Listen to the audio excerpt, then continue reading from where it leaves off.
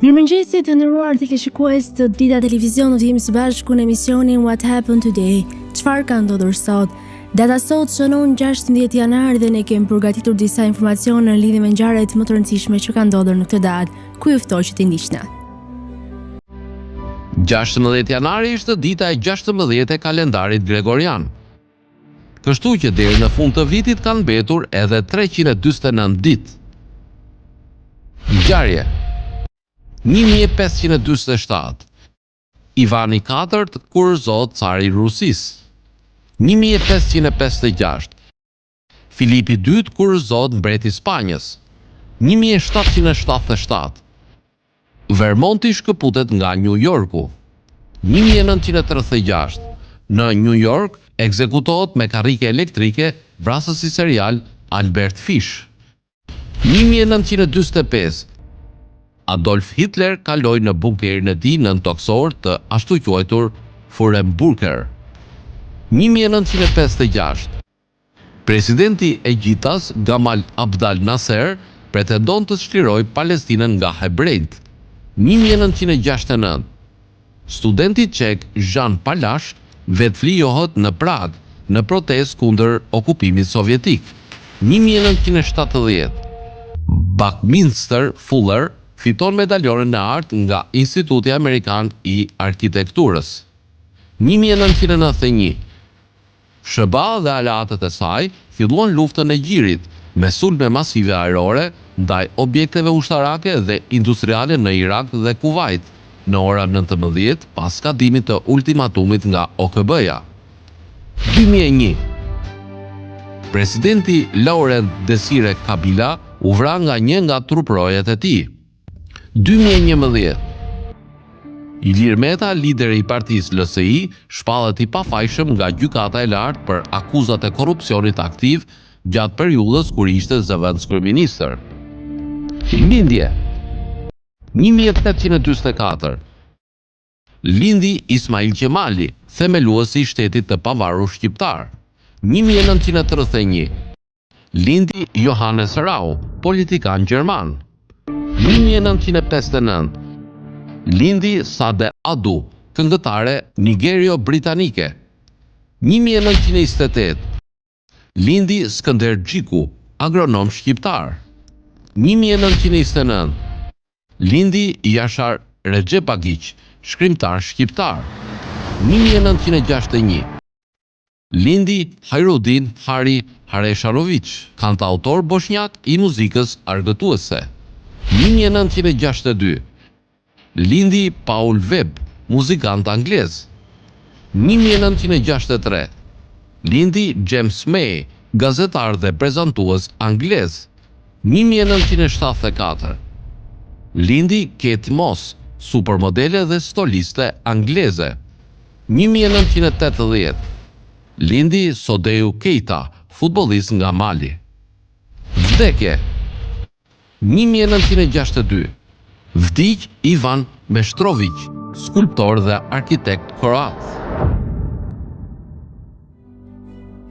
Ndërkohë kemi veçuar për ju biografinë e Ismail Qemalit, i cili mban titullin heroi shqiptar dhe ishte autori i deklaratës së pavarësisë. Ndërkohë ai ishte kryeministër dhe deputet nga vitet 1912 deri 1914. Ju ftoj që ta ndiqni.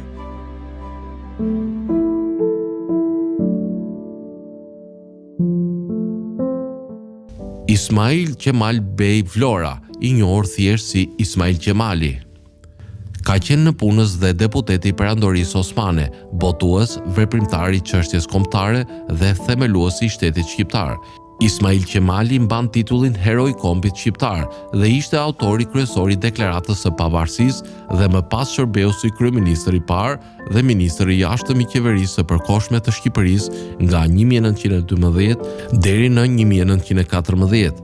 Vinte nga familjet më të hershme dhe oxhaqeve bejlere, por degëzimi i tij nuk që aq i kamur që nga kryengritjet e Tanzimatit kur përfshihej ati, i përkrahur nga farefisi i tij, u shkollua dhe nisi karrierën si në punës civile i Perandorisë, pasi u mor në patronazh nga sadrezemi i ardhshëm Mithat Pasha, fitoi përvojë në nivelet më të larta të administratës shtetërore osmane, nga zbatimi në terren i Tanzimatit e deri duke kontribuar në hartimin e Kushtetutës osmane, duke parë ngërçet e vazhdueshme dhe duke u ndier veten të rrezikuar nga bindjet e veta, iku në Syrgjyn.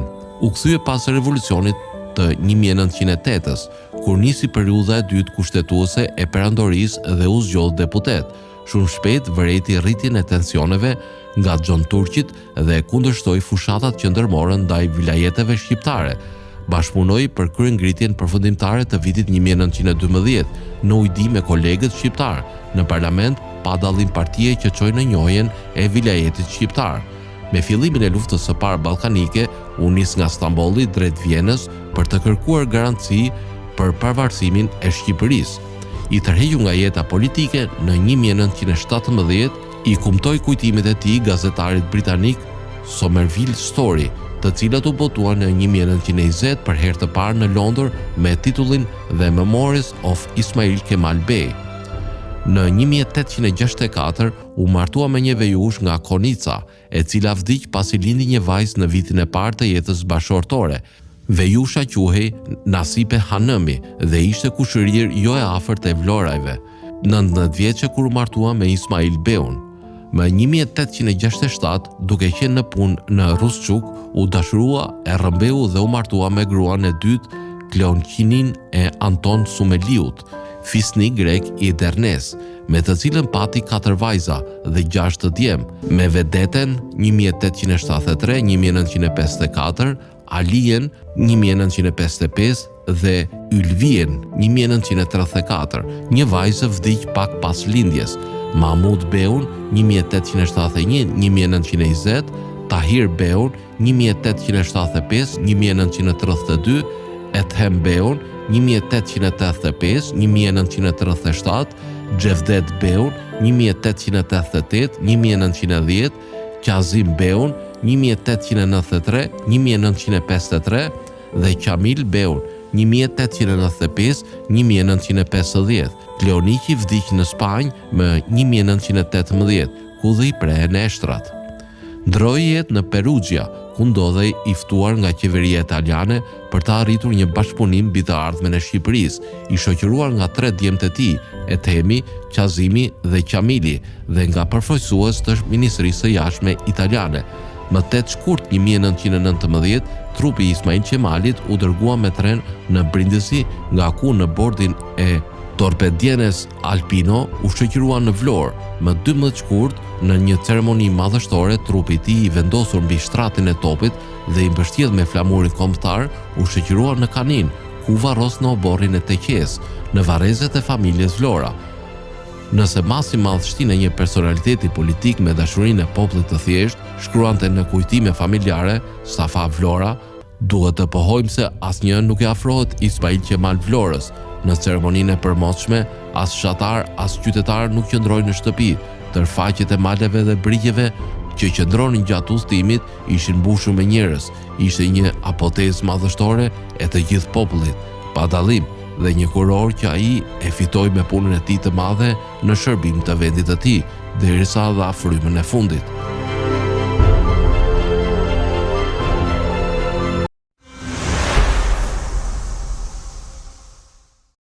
Tani do të kalojmë në rubrikën kuriozitete, ku sot do të flasim për keqapin. A e dini se si është krijuar keqapi? Historia se si ajo salcë kuqe me bazë domati e bërë nga një kompani në Pittsburgh përfundoi në frigoriferin tuaj në fakt fillon me një salcë peshku në Kin. Sipas History Channel, një salcë peshku e preparuar si gëtçap ose koçop në dialektin lokal kinez jugor, ka të ngjarë të shërbesë si piknisje për udhëtimin e gjatë dhe gjarpërues të keqapit në formën e tij të tanishme. Megjithatë, mosha e saktë e tij është e vështirë të përcaktohet, por disa studiues të ushqimit argumentojnë se disa versione të këtij lloji të salcës së peshkut mund të jenë më shumë se 2000 vjeçare. Salca që shërbeu si piknisje për keqapin modern ishte efektivisht një pastë fermentuar e përftuar nga të brendshmet e peshkut dhe kokrat e sojës, të lavdëruara për ashpërsinë veçanërisht të fortë dhe aftësinë për të mbajtur gjatë një udhëtimi të ndetë. Ishte pikërisht ajo cilësi e fundit përveç shijes së saj të kënaqshme të kripur që e bëri erëzën një produkt të rreshjes për marinarët britanik, për gjatë rrugëve tregtare në Azinë Juglindore. Deri në vitin 1700 kjo pastë peshku e fermentuar kishte fituar mjaft prej tyre saqë ata u përpoqën ta kthenin atë në shtëpi në Angli. Në një pamje paraprake të asaj që u vinte, receta u bastardua shpejt, gjë që mendoi se do të ndodhë kur të merrte një eroz në gjysmë të rrugës nëpër botë në fillim të shekullit të 18. Një recetë bashkëkohore e vitit 1736 kërkonte riprodhimin e erëzave duke zgjerë 2 litra bjur të fortë, bajate dhe gjysmë kila çuke, e cila më pas lihet për tu fermentuar. Fatmirësisht receta e keçapit ka evoluar nga përzgjerja e birrës ndjenjur me atë por jo pa një rrugë rrethore në formën e saj aktuale. Keçapi ishte përhapur në Angli dhe në Shtetet e Bashkuara të Amerikës deri në shekullin e 19, por nuk kishte shumë konsensus se si duhet të bëhej. Si rezultat, kuzhinierët munden dhe padyshim që bën mendimin e tyre për keçapin që rrjedh nga të gjitha llojet e përbërësve të vështirë të lidhen me artikuj të ushqimit të shpejtë dhe produktet kryesore të oborrit të shtëpisë që i lyhen me keçap sot. Po flasim për keçapin goxhe, keçapi me arra, keçapi me limon. Madje edhe me pjeshk dhe kumbulla shërbyen si bazë për një keçap. Autori e përkrenarisë dhe parashikimeve Jane Austen ndiej se ishte veçanërisht e dashur për një recetë të caktuar të keçapit, këtë radhë me kërpudha. Derisa këto keçape që ziheshin me një lloj shurupi dhe kërposeshin dhe liheshin të fermentoheshin, zakonisht kishin diçka të përbashkët, një aromë intensive të kripur dhe pikante. Mund të ketë qenë paksa intensive në shije, por gjatësia e tij përpara se të prishej sigurisht ndihmoi në adaptimin e tij. Pasi të lexoni listën e formave të tjera të keçapit, me siguri do të pyesni veten se pse domatja nuk ishte në përzierje. Siç rezulton, anglezët e konsideruan domaten si helmuese për disa kohë pas importimit të tyre fillestar në vend në vitet 1500, me bimër që transferuan në kopsht dhe jo në kuzhinë. Kjo mund të ketë të bëjë me aciditetin e domates që ngatrohet me pllakat e kallarit me plumb në një mënyrë që shkaktoi helmimin nga plumbi. Ishte një amerikan i quajtur James Smith, i cili vlerësohet të provojë keçapin e parë me bazë domate në vitin 1812. Sigurisht ai u referua domateve si molla e dashurisë, duke pasur parasysh vetitë e saj të supozuara afrodiazike. Receta e Miz ishte gjithashtu e dukshme për faktin se ajo përfshinte alkool, i cili ndonse tronditës për standardet e sotme kishte pak precedent historik, bazuar në mënyrën se si britanikët bënin keçapin as 100 vite më parë. Me kalimin e shekullit të 18, keçapi me domate gradualisht u bë njohur me keçapet e para të shisheve të shitura rreth 25 vite pas zbulimit të Miz. Çështja vetme është se si të ruhet produkti duke pasur parasysh sezonin relativisht të shkurtër të rritjes së domateve. Kjo shpesh nuk kuptonte futjen e të gjitha llojeve të konservuesve artificial skis në mënyrë që të kompensoj fakti që disa nga domatet në përdorim ishin të hedhura muajsh. Kjo përfshinte gjëra të tilla si benzoat natriumi si dhe katranin e qymyrit për t'i mbajtur gjërat të duken më të ndritshme dhe më të freskëta kur nuk kishte asgjë tjetër veçse. Midis rrezikut të prishjes dhe aditive të ndryshëm, konsumatorët më të drejtë ishin pak të kujdesshëm ndaj keçapit të hershëm të domates. Hyri Henry Haynes, i cili kishte një ide më të mirë se si keçapi mund të bëhej i sigurt. Zbulimi i tij i madh ishte përfshirja e domateve më të pjekura, sasitë më të shumta të pekines natyrale, të cilave ndihmuan në ruajtjen dhe përmirësimin e cilësisë. Duket e qartë tani për ajo regjistruar në një zbulim të vërtetë të keçapit në vitin 1876, krahas atyre domateve versioni fillestar i uthullës së distiluar të Haynes, me shumë ndim për ruajtjen e sheqerit kaf për pak ëmbëlsi, krit dhe një shumëllojshmëri erëzash. Ato shishe qelçi klasike nuk ishin gjithashtu vetëm një zgjidhje estetike, në një kohë kur konsumatorët ishin skeptik për cilësinë e keçapit, ose më saktë për sigurinë, vendimi i Haynesit për të përdorur shishin e qelçit ishte një shenjë se ai nuk kishte asgjë për të fshehur. Pjesa tjetër, siç thon ata, është histori.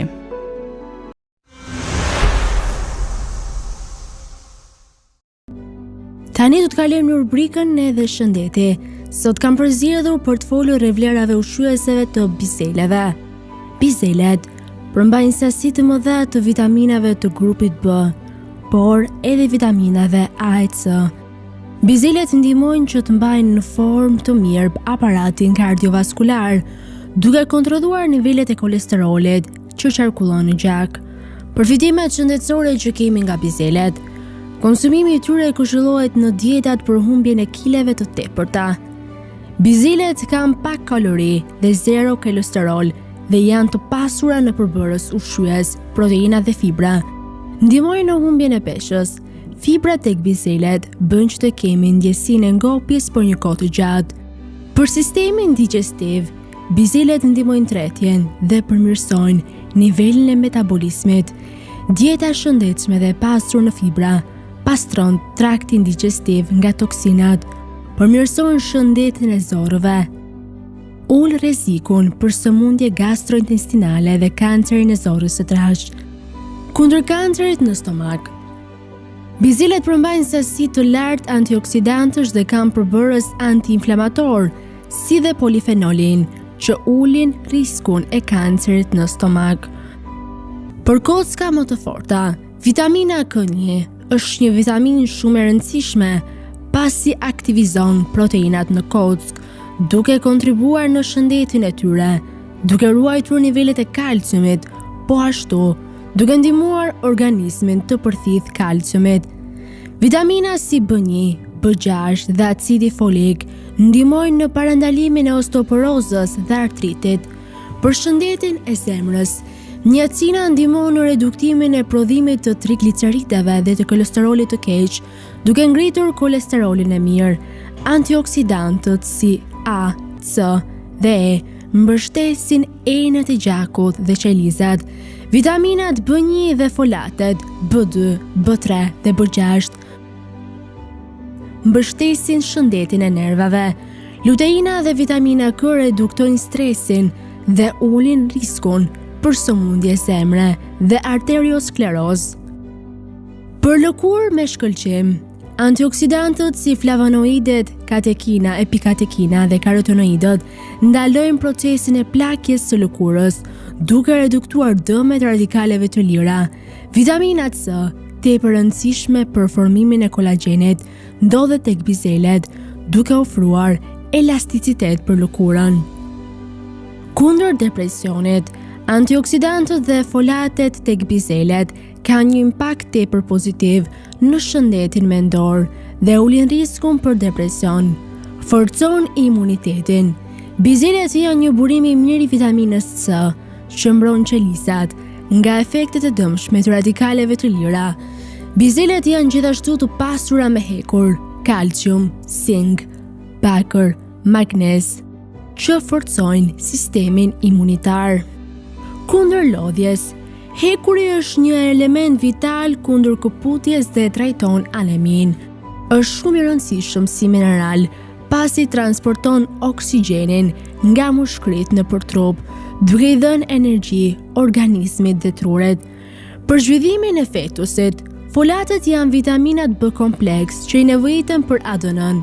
Ushqimet që përmbajnë folate parandalojnë defektet tek fetusi. Antioksidant. Bizelet përmbajnë shumë antioksidant si flavonoidet, karotenoidet, acidin fenolik dhe polifenole, gjithashtu vitamin C dhe E, si dhe zink. Rregullojnë sheqerin në gjak. Bizelet kanë 0 kolesterol, pak yndyrë dhe krip, si dhe sheqer natyral që shërben trurit, pa rritur nivelin e glicemisë në gjak. Burim energjie. Bizelet ndihmojnë në prodhimin e energjisë. Ato janë të pasura me vitamin B kompleks, B1, B2, B3 dhe B6 dhe luajnë një rol tepër të rëndësishëm në metabolizmin e proteinave, karbohidrateve dhe yndyrnave. Për shëndetin e syve, luteina që ndodhet tek bizelet është e përshëndruar tek retina e syrit dhe aktiviteti i saj antioksidant mbron si nga katarakti, perdja e syrit, ashtu dhe kundër degenerimit makular. Degenerimi makular është shkaktari kryesor i humbjes së rëndë të shikimit tek njerëzit mbi 60 vjeç. Ndodh atëherë kur pjesa e vogël qendrore e retinës, e njohur si makula, degenerohet, shkatërohet. Vitamina A ndihmon në ruajtjen e shëndetit të syrit. Ushqime me nivelin më të lartë të vitaminës A janë fasulet. Magazin vitaminash. Bizelet përmbajnë vitamin C, B, tiamin, riboflavin, niacin dhe vitamin K. Ato janë gjithashtu një burim i shkëlqyer i acidit folik, fibrave dhe vitaminës A. Përmbajnë shumë minerale. Bizelet e gatuara përmbajnë më shumë minerale se bizelet e gjalla. Mineralet jetike si hekur, magnez, fosfor mbështesin gjakun, muskujt, shëndetin e kockave dhe ushqejnë trurin. Zinku është një mineral që nxit shërimin e plagëve. Parandalon kancerin. Vitaminat A dhe C janë antioksidant të fuqishëm që luftojnë të gjitha tipet e kancerit, përfshirë të mushkrive, leucemin, të pankreasit, kundër mpiksjeve të gjakut, fal vitaminës K. Përfitime shumë të mira në gjithëdhënie. Prodhimet bishtajore kanë tepër përfitime gjatë gjithëdhënies, pasi përmbajnë shumë fibra, karbohidrate dhe proteina. Pra janë një ushqim i kompletuar, ndër të cilat do të veçonin biselet. Ushqim i mirë për flokët. Vitamina B si folatet, vitamina B6 dhe vitamina B12 ndihmojnë në shtimin e qelizave të kuqe të gjakut, që e transportojnë oksigjenin dhe të elementë të tjerë dhe të gjitha qelizat e trupit, përfshirë edhe ato në skalpin e kokës dhe folikullin e flokut.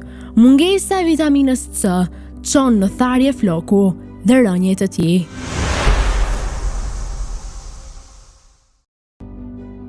Tani ju ftoj të ndiqni parashikimin e motit në territorin shqiptar.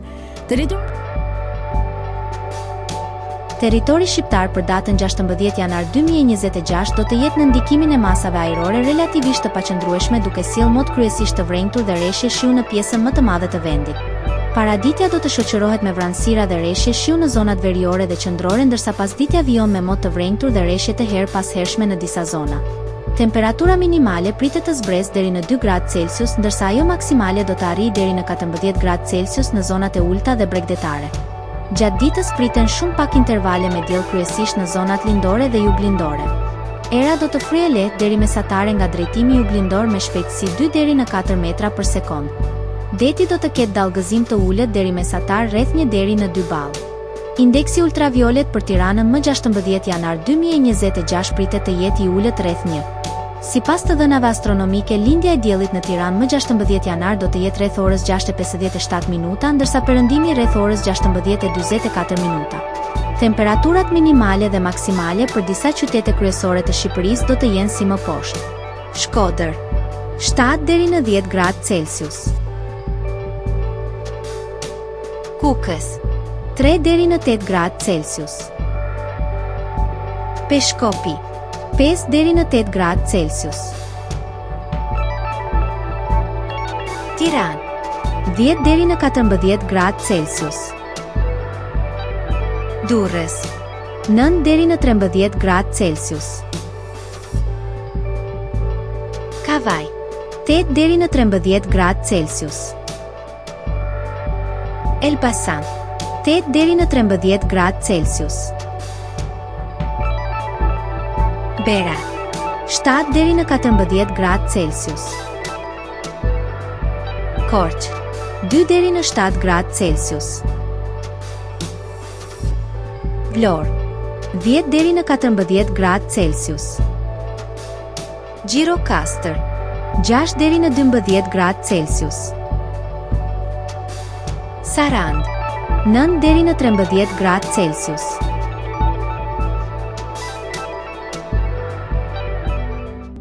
Tani ju ftoj të ndiqni parashikimin e motit në territorin e Kosovës. Territori i Kosovës për datën 16 janar 2026 do të jetë në ndikimin e masave ajrore më të qëndrueshme, duke sjellë mot pjesërisht të kthjellët në disa zona dhe vranësira në të tjera. Paraditja do të jetë me vranësira dhe temperatura të ulëta, ndërsa pasditja sjell intervale më të gjata me diell në disa qytete. Temperatura minimale pritet të zbresë deri në -1 gradë Celsius, ndërsa ajo maksimale do të arrijë deri në 11 gradë Celsius. Era do të fryejë lehtë nga drejtimi verilindor me shpejtësi 2 deri në 3 metra për sekond. Indeksi ultraviolet për Prishtinën më 16 janar 2026 pritet të jetë i ulët rreth 1. Sipas të dhënave astronomike, lindja e diellit në Prishtinë më 16 janar do të jetë rreth orës 6:55 minuta, ndërsa perëndimi rreth orës 16:35 minuta. Temperaturat minimale dhe maksimale për disa qytete kryesore të Kosovës do të jenë si më poshtë. Mitrovica 0 deri në 11 gradë Celsius. Podujev -1 deri në 9 gradë Celsius. Skënderaj -1 deri në 9 gradë Celsius. Pej 2 deri në 9 gradë Celsius. Prishtinë 0 deri në 9 gradë Celsius. Gjakov 0 deri në 8 gradë Celsius. Malishev 0 deri në 9 gradë Celsius. Gjilan, -1 deri në 9 gradë Celsius.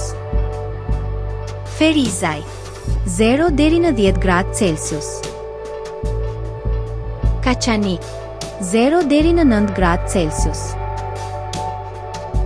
Suhare, 0 deri në 10 gradë Celsius.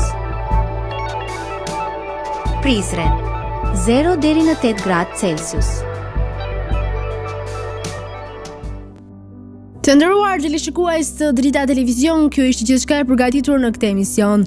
Ndërkohë, nëse dëshironi që ta ndiqni Drita Televizion në rrjetet sociale, mjafton të klikoni RTV Drita, Drita TV Kavaj dhe Drita Televizion. Ndërsa nëse dëshironi që ta ndiqni live, mjafton të klikoni në web drita.tv.